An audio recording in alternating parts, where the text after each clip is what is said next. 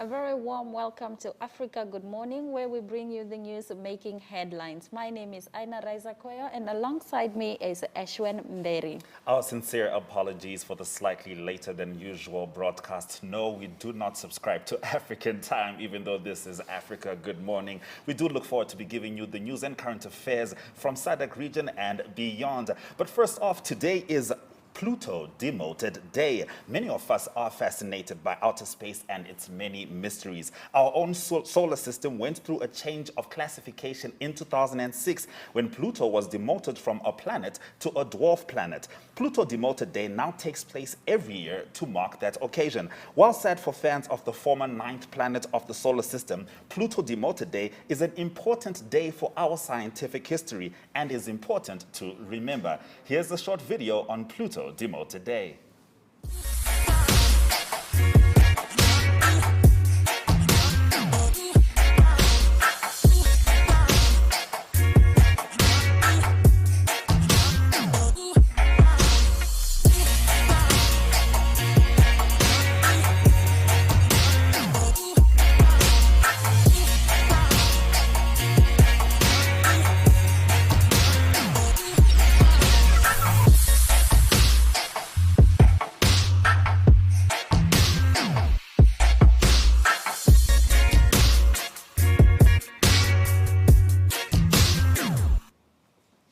Welcome back to Africa Good Morning. Islamic State threat moves online, expands across Africa. 2 decades after the 11 September terrorist attacks in New York, terror networks Al-Qaeda and Islamic State, also known as Daesh, continue to pose a grave threat to peace and security, adapting to new technologies and moving into some of the world's most fragile regions. The top UN counterterrorism official told the Security Council on Thursday. UN counterterrorism chief Valde Voronkov presented the Security General's latest report on the threat posed by the group, saying that Daesh continues to exploit the disruption, grievances, and development setbacks caused by the pandemic to regroup, recruit new followers, and intensify its activities both online and on the ground. In our second story, data shows 80% of South Africans may have had COVID. As many as 4 out of 5 South Africans may have contracted the coronavirus, indicating that the country may be one of the world's hardest hit nations by the disease, the chief actuary at Africa's biggest health insurer said. Mr. Emil Stipp, the actuary at Discovery Health, based his calculations on the country's case fatality rate and excess deaths, a measure of the number of fatalities compared with a historical average. They are thought to provide a more accurate picture of the impact of the pandemic than the official toll. The infection rate of between 70% and 80%, as estimated by Mr. Stipp, is high by global standards and could push South Africa close to so-called herd immunity, estimated at between 80% and 90% by the Infectious Disease Society of America. South Africa has the highest number of infections and deaths in Africa. It also has the most widespread testing and monitoring of cause of death. In our next story, Mozambique forces battle dislodge insurgents from Bao. Rwandan and Mozambican forces on Friday seized another key insurgent stronghold after fierce battle in the forest around Bao in Cabo Delgado province. The joint forces fought and eventually repulsed the insurgents in Mozambique northern province of Cabo Delgado from their new hideouts more than 50 kilometers away in Bao. This comes after the joint force on the 8th of August dislodged the terrorists from Moquimbao da Praia, a key Mozambican port city that had been the headquarters of Islamic State-linked terrorist group in Cabo Delgado province since 2015.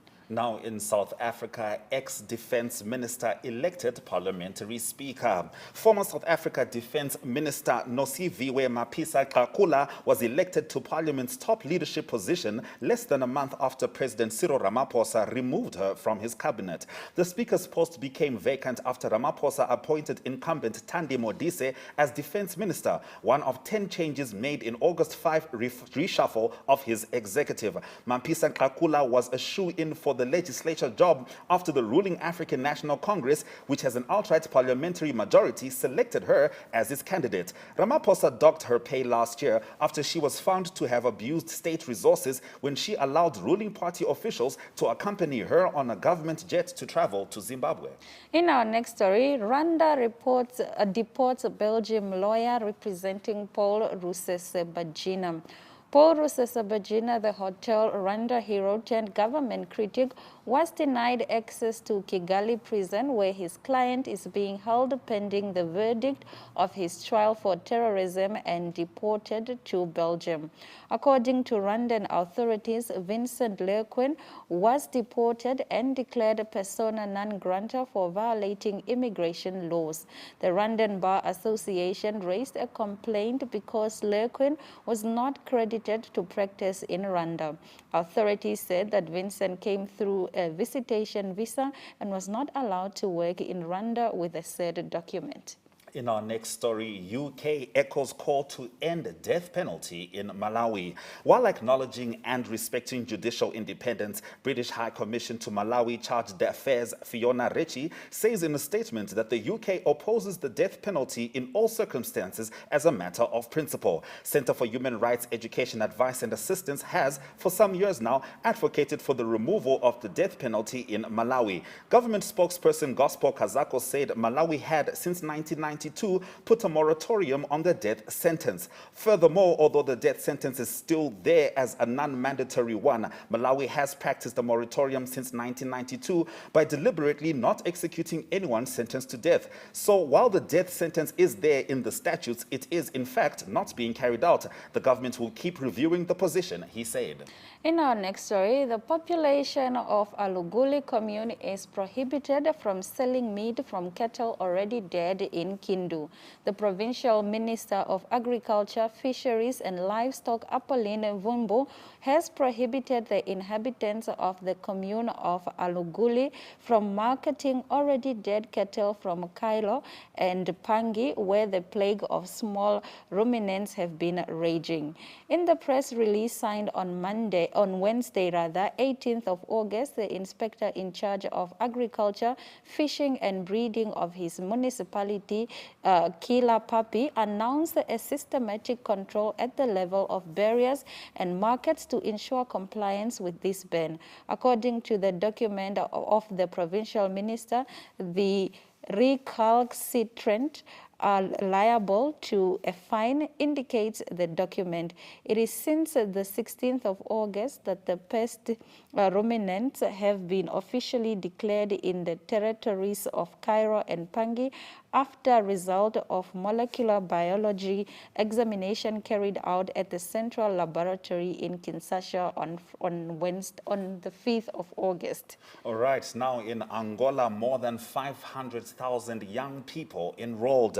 Since the opening of the recruitment process on the 20th, more than 500,000 young people born in the years 2000 and 2001 registered in the recruitment and mobilization district of Bengo for the compulsory military service. Lieutenant Colonel Francisco Santana stated that young people born in 1998 and 1999 who were not incorporated in 2019 and in 2020 due to COVID-19 are also being enlisted for military service, but on reserve condition. He explained that after the registration phase, the young people will have to undergo the medical exams to be selected and then define how many must complete the compulsory military service. The process involves young people from all provinces of the country covered by the law on compulsory military service, he said, having underlined that the defense of the motherland is the highest right attributed to any citizen. Lazarus Chakwera hails government-church relationship. President Lazarus Chakwera has hailed the cordial relationship that exists between the government and the Anglican Church in Malawi.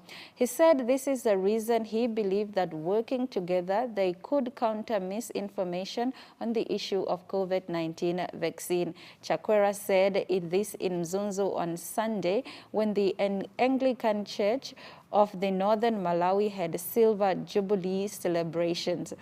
The He said this should continue to be exemplary in its preaching and should also continue to pray for the country. The church should also help in disseminating information that is right to people. Fake news is everywhere. Even in the Bible, it was there. You remember when Jesus rose from the dead, others were spreading news that his body had been stolen, which was not true. The church, therefore, has to continue helping in spreading the right information, especially now that we are hit by COVID-19. He said. Chakwera added that he was ready to meet with religious leaders to discuss issues that would foster national development. Swinging back to Angola, more than 700 families receive basic food basket. More than 700 families from the villages of Kakoyo, Alto, and Baixo, Limundo, Chiwamba, Chivilela, and Kalia Mamu sector in the municipality of Ekuna, affected by the drought, benefited from food baskets. According to the municipal administrator of Ekuna, Jilemina Basin, the food baskets aim to alleviate the difficulties of families who are in a situation of vulnerability, taking into account that many depend on agricultural activity for sustenance, and the lack of rain last year affected production. The population of these localities is starving and often has to resort to tubers and banana roots, which has led to the emergence of diseases, said the administrator, who guaranteed continuous support to vulnerable families, including the supply of seeds, fertilizers, hoes, and machetes for the next agricultural season. Populated waters of Kasai and Chikapa rivers, soon Congolese and Angolan experts as the sources. The head of Congolese diplomacy and his Angolan counterpart agreed to set up a joint team that will visit the sources of pollution in Congolese rivers. The Deputy Prime Minister, Congolese Minister of Foreign Affairs, Christophe Apala, and his Angolan counterpart, Titi Antonio, have agreed to set up a joint team made up of Congolese and Angolan experts to get to the sources of the Kasai and Chikapa rivers, which are in Angola. The two, who met on the sideline of the 41st Summit of Heads of State and Government of the Economic Community of Southern African States in Lilongwe, Malawi, discussed these issues. The waters of the rivers have been showing a reddish color for 3 weeks, causing the death of many fish and even other animals such as hippos. Likewise, we learned that several inhabitants who have consumed the dead fish along these rivers are victims of diarrhea. Now, there's a Namibian expression which goes, ooh, eh. People don't know how to place it, but if you look at the next headline, you probably figure, just as I have, that it places perfectly. Widespread snowfall expected this week.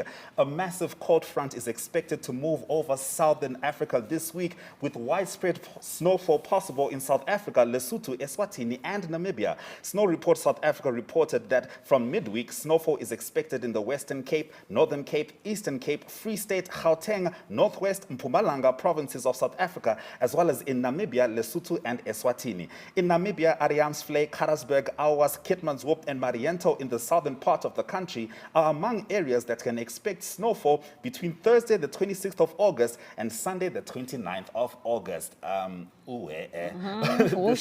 Yes, it's a lot to worry about. This is 2 Africa. Good morning. We have more for you after the break.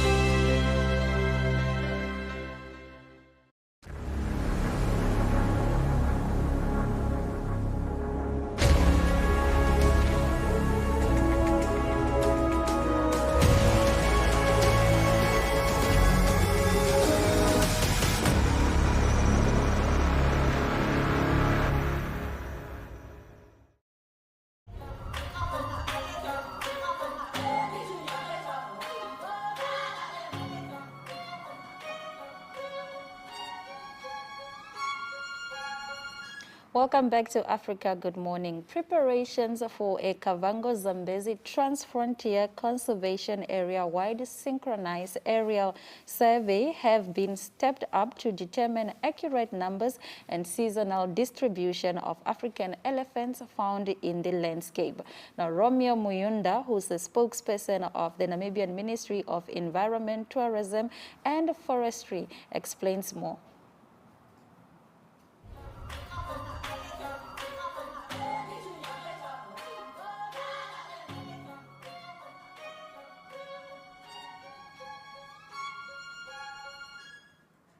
Welcome back to Africa. Good morning. Now, preparations for a Kavango-Zambezi Transfrontier Conservation Area-wide synchronized aerial survey have been stepped up to determine accurate numbers and seasonal distributions of African elephants found in the landscape. Romeo Muyunda, spokesperson for the Namibian Ministry of Environment and Tourism and Forestry, is here to explain more. Good morning, Romeo. How are you? Good morning, and thank you very much for having me. Yes, it's good to have you. Now, I was reading this and I was like, big words for a big project.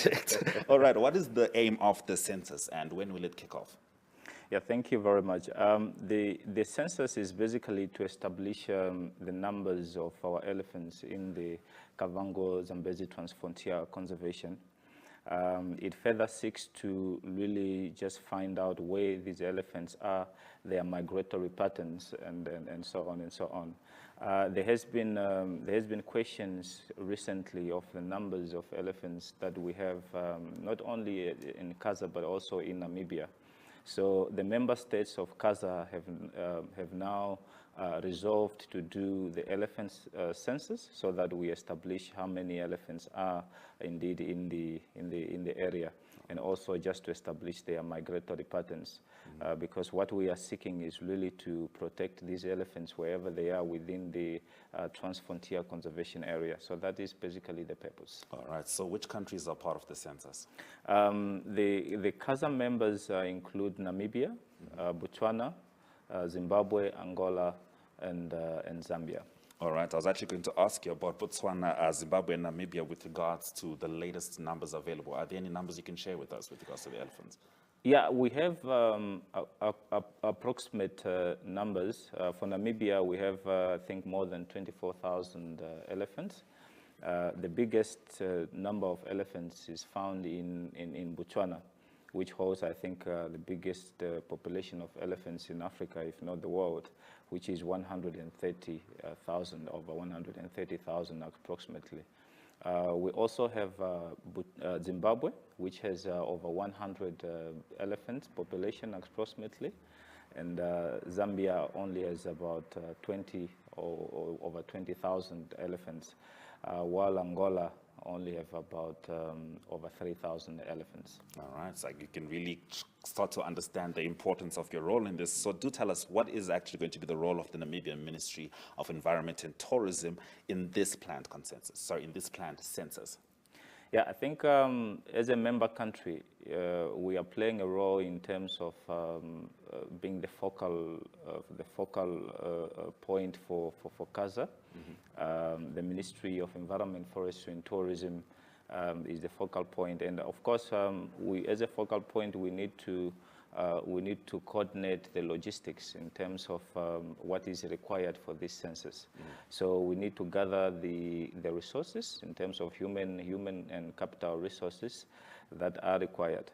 But also just the willingness to participate in this census is very important for Namibia as elephant population.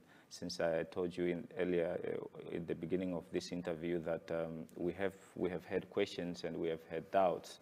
So we need to facilitate this as a country, and we need to participate in it by providing everything that is required to those that are going to be doing the census. All right, because I was actually going to ask you if you had any final words for people out there. So cooperation is important. And of course, this comes on the backdrop of also trying to revive the tourism industry and also trying to obviously resuscitate the populations of these elephants. Is there anything you'd like to share with our audience before you wrap up?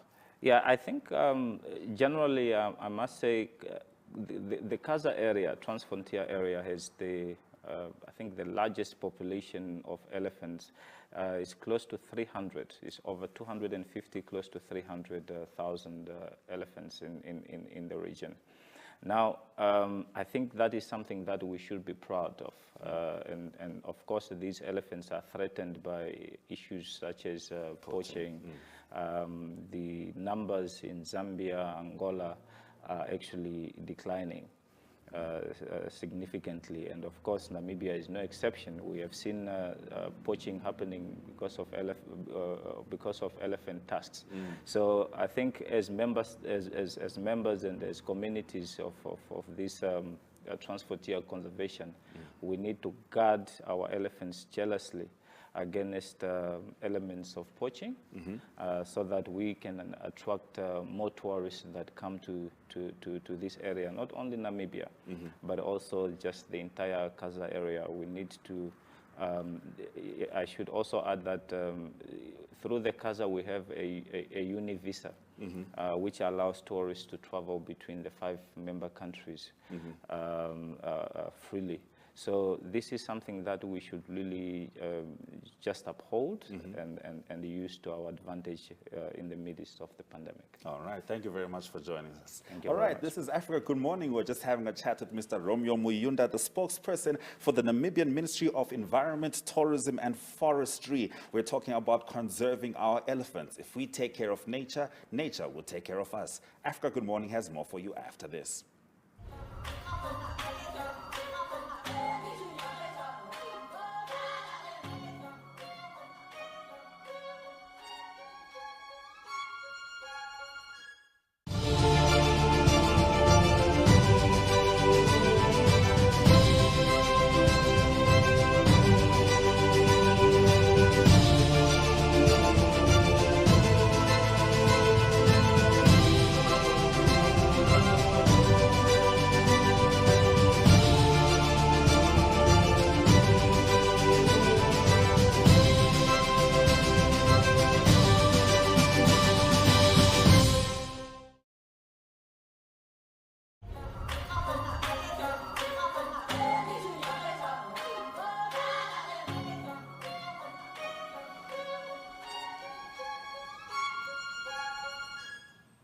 Welcome back to Africa Good Morning as we continue to bring you the news and current affairs from the SADC region and beyond. Right now, we're going to take a trip to Zimbabwe and get the news from Talent Gore. Good morning, Talent. How are you?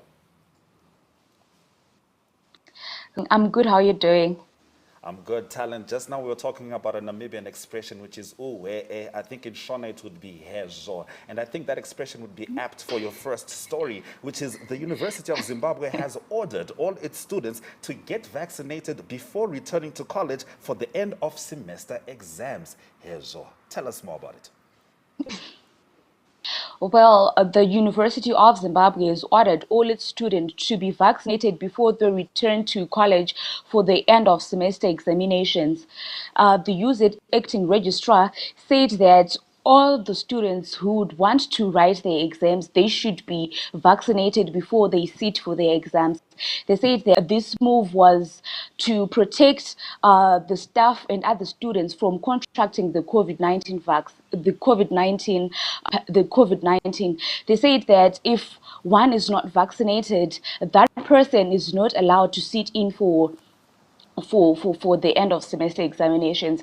Apparently, the University of Zimbabwe is the only university in Zimbabwe that has since sent out a letter in all its students vaccinated before returning to college. We are yet to see other colleges, other universities send out such letters or notices to their students. Well, this ongoing vaccination stance which Zimbabwe has taken has since seen most companies, private companies, coming in and saying that all their employees to be vaccinated, and if one is not vaccinated, that person is not allowed at work, and up until they are vaccinated. They are requiring that they should have both the doses, and if you have only been vaccinated for one, not allowed to be near their workstations or university. You have to be fully vaccinated for you to go to work, and the University of Zimbabwe has said the students should be vaccinated. They should be fully vaccinated for them to return to school for the end of semester exams. All right. Now, the government of Zimbabwe is pleading with the United States Senate officials so that they can lift the sanctions against the president and his cabinet members. Please tell us more. The Zimbabwean government has written a letter to the U.S. Senate officials to try and hold a meeting whereby they will be discussing the current sanctions on the Zimbabwean government and President Emerson Mnangagwa. They say that the meeting is in a bid to push for sanctions against President Emerson Mnangagwa and members of the administration to be lifted. Well, relations between the U.S. and Zimbabwe have been frosty for 2 decades after Washington introduced Zimbabwe democracy and economic recovery ZIDERA in 2001, citing electoral theft and human rights abuses. The U.S. has said that for the sanctions to be lifted, Zimbabwe has to introduce or has to make reforms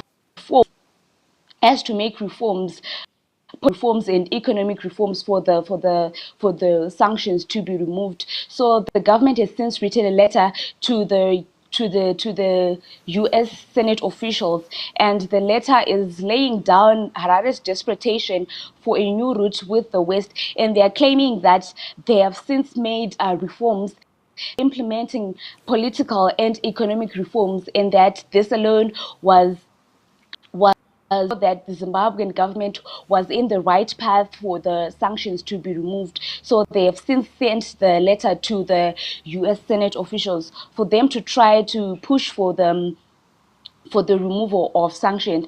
And also the request for the meeting was motivated by the U.S. current bid to review the effectiveness of sanctions in Africa and in particular Zimbabwe. So the government has written a letter to the U.S. Senate officials to push for the removal of sanctions on the Zimbabwean government and President Emerson Mnangagwa.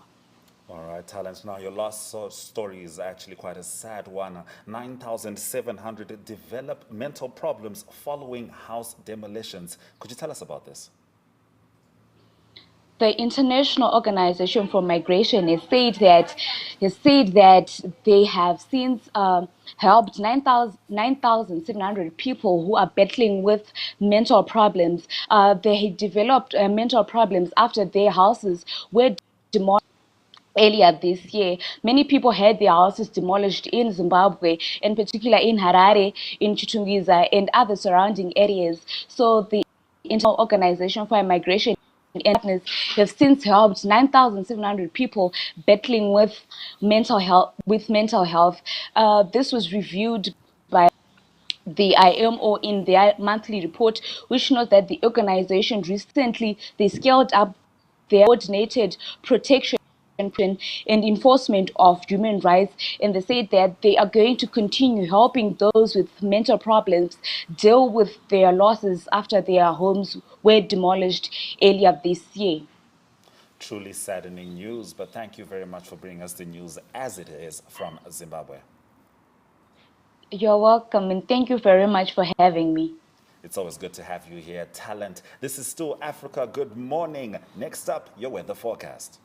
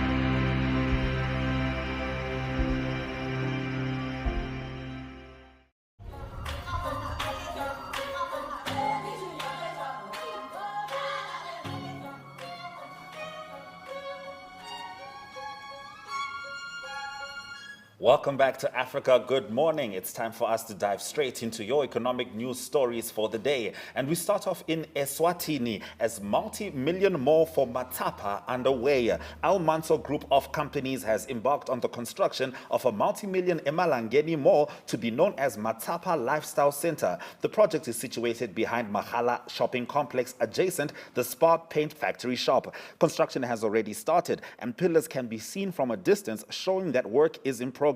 Project manager Mulungisi Lamini said work has been in progress on the site and construction associates were awarded the tender to work on the project. He said construction would take about 18 months as they look at opening shop to the public in November 2022. One of the unique features of this new mall is the recreational center, which will comprise of an indoor football pitch, a gym, children's play area and trampoline park, which will be the first of its kind in the country. He said upon completion, the projections show that the facility will create about 1,000 jobs for Emaswati. He said already there are people employed by CA. A research we did over the years indicates that in years to come, this mall will service more than 35,000 households, which adds up to about 155,000 people. In our next story, Cashgate funds recovery 8 years later.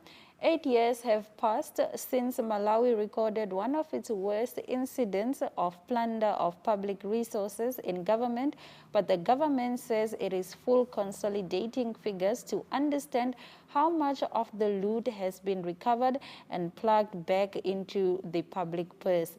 It's an ongoing process with our colleagues at the other law enforcement agency, such as Financial Intelligence Authority and Anti-Corruption. Director of Public Prosecution Steve Kanyoni told the Daily Times. The DPP is together with the ACBC lawyers prosecuting cases involving the theft of 24 billion kwacha from the government coffers in 2013 in what has become known as Cashgate.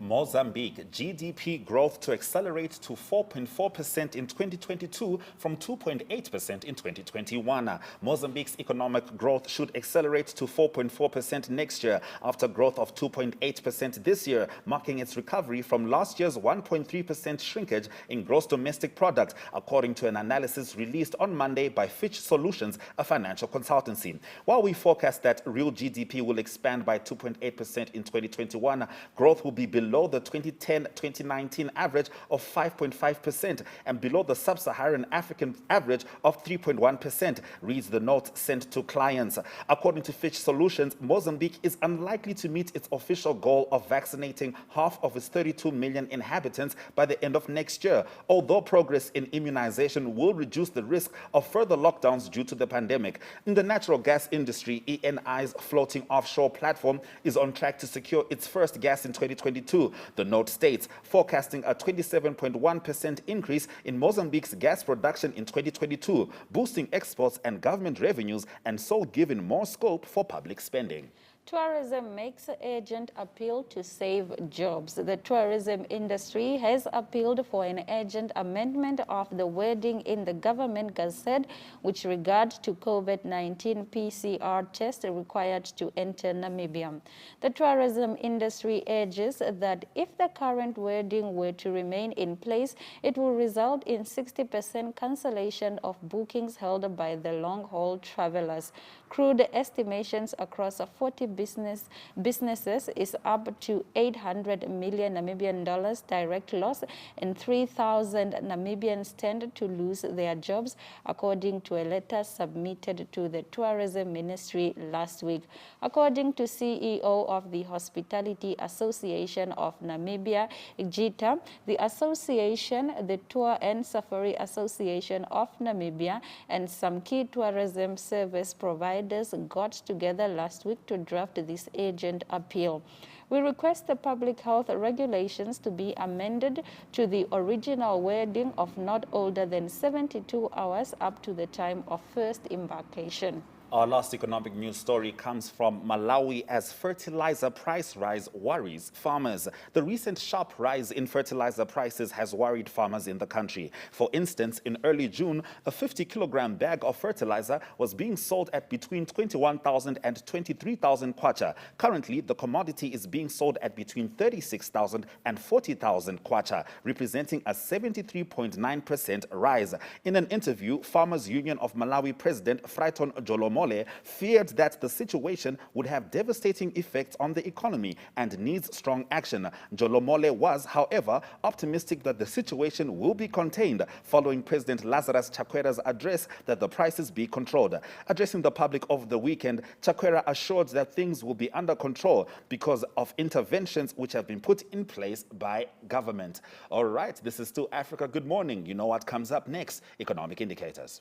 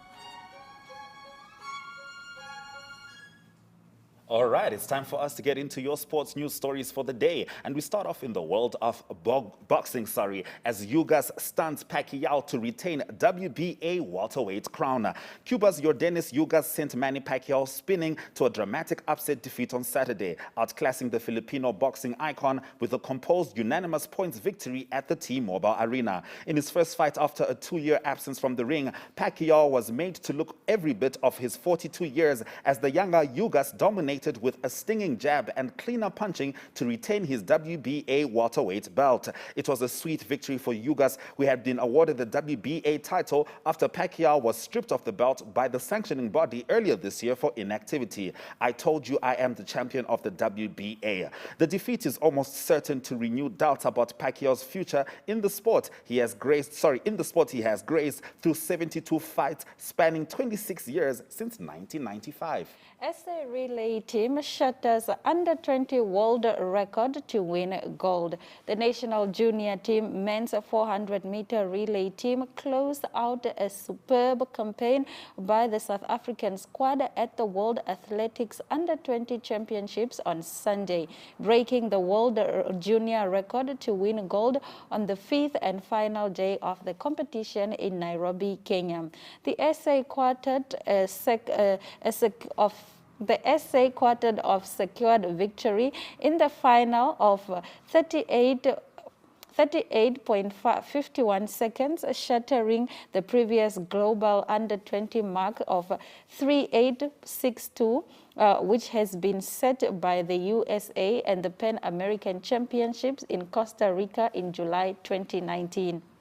All right, Sri Lanka Series gives South Africa perfect preparation for World Cup. South Africa will use their one-day series in Sri Lanka as preparation for the 2020 World Cup later this year, as conditions in the United Arab Emirates are expected to be similar. South Africa will play 3 ODIs and 3 T20 games during the September 2-14 tour, though a number of their frontline players have either been rested or are injured for the 50-over series. Now, Captain Themba Bavuma said it is ideal for us to be put under that type of pressure, especially the batters. If I look up at our performances lately, the bowling group has been very good. Now the batters will also be put into that space where they will have to test their skills. All games in the series will be staged in Colombo. All right, now in our next story, Toyota claims 4th consecutive Le Mans 24-hour race success. Japanese driver Kamui Kobayashi admitted winning the Le Mans 24-hour race felt a bit unreal after he, Mike Conway, and Jose Maria Lopez finally came good after years of ill luck to claim Toyota's fourth straight success in iconic event on Sunday.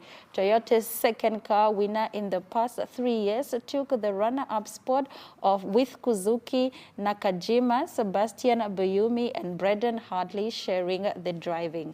All right, those have been our sports news stories. Your headlines will be back after the break.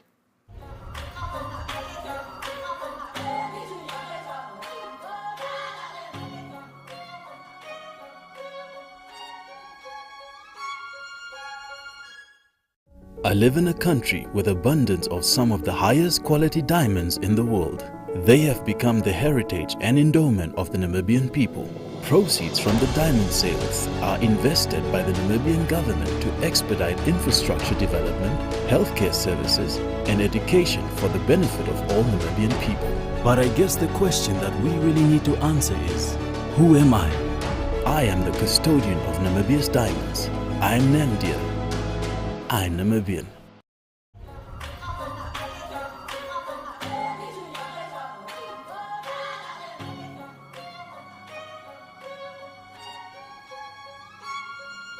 Now, if you missed our top stories at the top of the hour, or if you need a recap, worry not, here are some of the headlines. Islamic State threat moves online, expands across Africa. Deaths data shows 80% of South Africans may have had COVID. Rwanda, Mozambique forces battle dislodge insurgents from Bau. South Africa, ex-defense minister elected parliamentary speaker.